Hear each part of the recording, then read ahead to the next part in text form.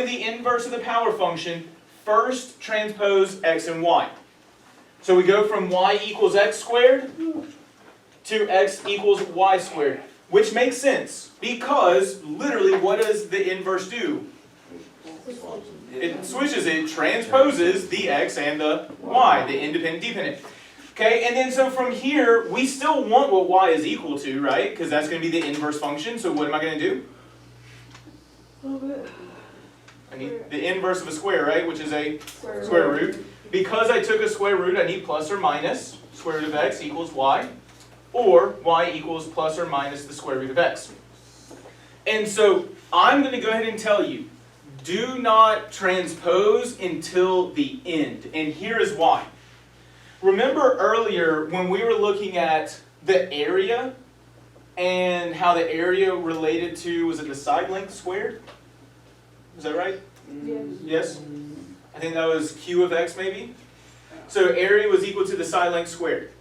If I transpose my variables right away, I get x is equal to a squared. That's the transposing right there? Yes? We go with that? Now what would I do to solve this equation? Square root. But notice what this is literally saying now is that the area of a square is equal to the square root of x, or the square root of the side length. Do you take the square root of the side length to get the area? No. So don't transpose first. If necessary, transpose at the end. What? Uh-oh. Yes, sir? Yes, but can you wait till I finish teaching in 5 minutes or so? Thank you. All right. So notice that would be mathematically inaccurate. Instead, solve from here. What can I do right away to solve for x? Take the square root. You go to A, yeah. Okay. The square root of the area, is that equal to the side length? Probably. Yeah, if you take the square root of the area, that gives you the side length of the square. And so it's more mathematically accurate to do it this way. Now, the reason why they tell you to transpose first is because if I have this and I take the square root, will your calculator do the square root of y? No, it gives you an error. It gives you an error, okay? And that's because the calculator only understands the horizontal axis as the x values and the vertical axis as the y values. But could I transpose now? So if I transpose at the end, I get the same answer. Okay? It is better to mathematically to just solve so that your input becomes the output. Literally, that's what we want, right? That input to become my output. Yes, Mr. D. Thanks, guys. Right, we want the input to become the output.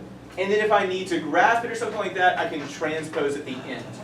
And that mathematically works out better when we have context as well. Okay. So, why must the symbol plus or minus be written in front of the radical to write the inverse? I did earlier. Right. Square roots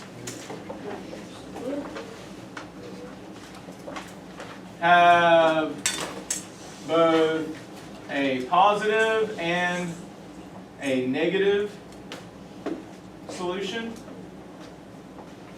okay, in equations. Which, remind me, when we did that inverse and we drew that vertical line, how many points did that vertical line hit? 2. Because we had both a positive and a negative. Oh, wow. Right?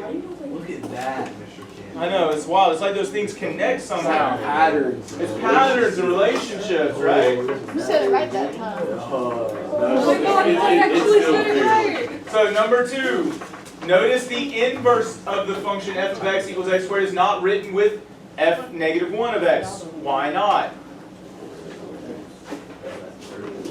Because it's not an inverse function. Remember, is this a function? That one input has how many outputs? 2. So is it a function? No.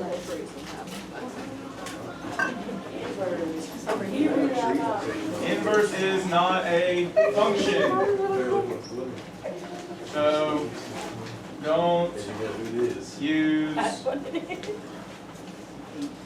Okay. All right. That's the inverse function notation. Yeah.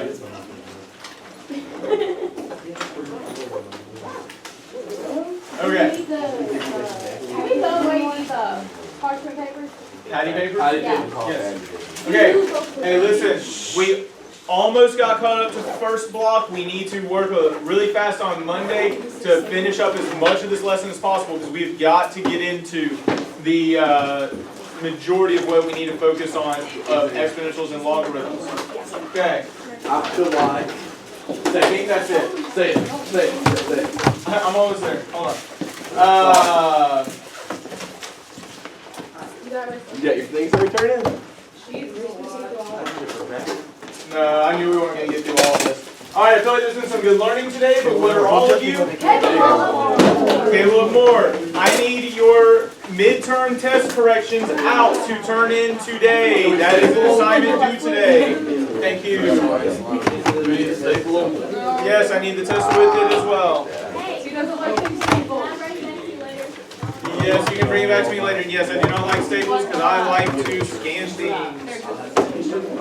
I was about to staple it too. I was with it last night and I remember you don't like it. Correct. Thanks, sir. Thanks, sir. Thanks, ma'am. Yes. Thanks, sir. This is the correction. Did you do any more corrections? Maddox, what'd you make the first time? I missed like 3 of the correct. That's fair. 28 out of 32. I'd be fine with that. What was it, 28. 29? Huh? 28. That was 28 out of 32. It's fine though. Can I hit the end button?